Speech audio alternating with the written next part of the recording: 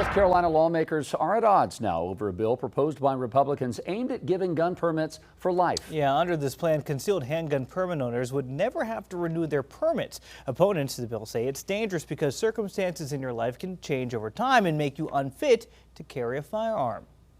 Just because you have a concealed carry permit does not make you immune to changes in your circumstances. Your mental health, the stability of your life, what you're thinking about. Now, state senators recently passed a permitless concealed carry bill. It's not clear which measure might actually become law. All right, joining us this morning, our chief legal analyst back with us, Khalif Rhodes. When you look at this, currently you've got the 5-year permit. I mean, similar to like driver's license, you have to go in and renew.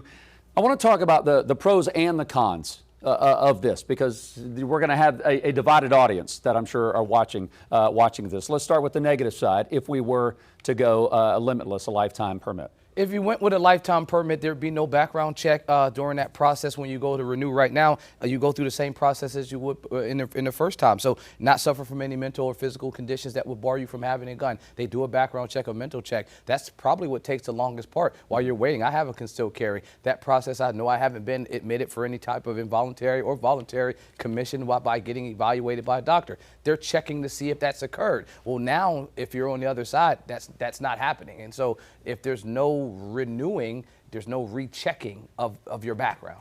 That's probably the biggest thing, and that's what folks on the other side are saying. I mean, I really can't look at any other negative effect. It's not the dollar portion. It's not a big generating of revenue. It's really, if these things were in place to ensure that a person couldn't get a gun, we have these amount of hurdles that you need to go through. If you're using the driving analogy, I look at it the same way. You come back and we got to say, hey, are your eyes great? Can you actually drive? Yeah. Now, that portion is different because you're not retaking the test. But some folks, as they get older, they do have to go back. Like my father, he has to go back, and they are going to make him check his eyes. And if you can't pass that test, then guess what? You're not going to get your license. I think that's the part that the folks on the other side of the aisle, the Democrats, are being concerned about not having this rechecking of their mental health position.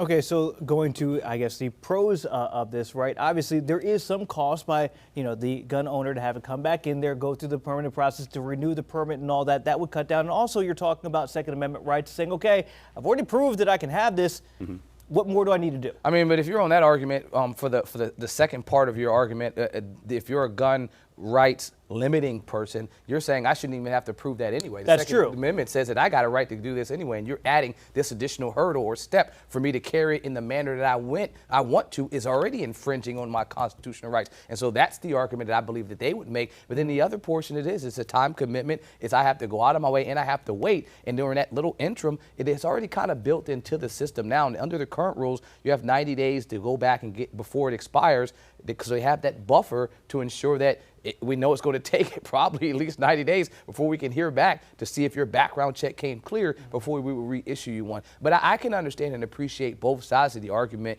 But this is the Republican-held General Assemblies, not just in North Carolina, but across the state, are making the push to try to roll back regulations on guns. And so right here in North Carolina, you have two. You have the one that's saying, we don't even want you to have a concealed carry permit. And then you have on the other side, well, even if we can't get this one to pass, if you have a concealed carry permit, we want to give it to you for the rest of your life so you don't have to go back and renew. So that's two different angles, but basically getting at the same approach, which is we want to try to find a way to ensure that we're removing barriers from lawful gun owners.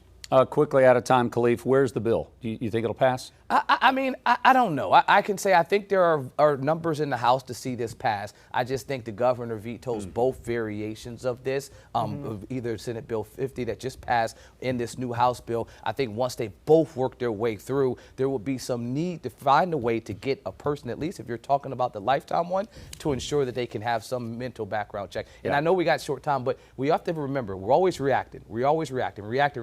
We have these rules in place because we wanted to stop folks that shouldn't have guns in their hands that didn't have the mental background checks. And so now, as we roll that back, just remembering what got us to this point is oftentimes, I guess, a refresher to try to remind folks of what some of the things are that we need to have in place.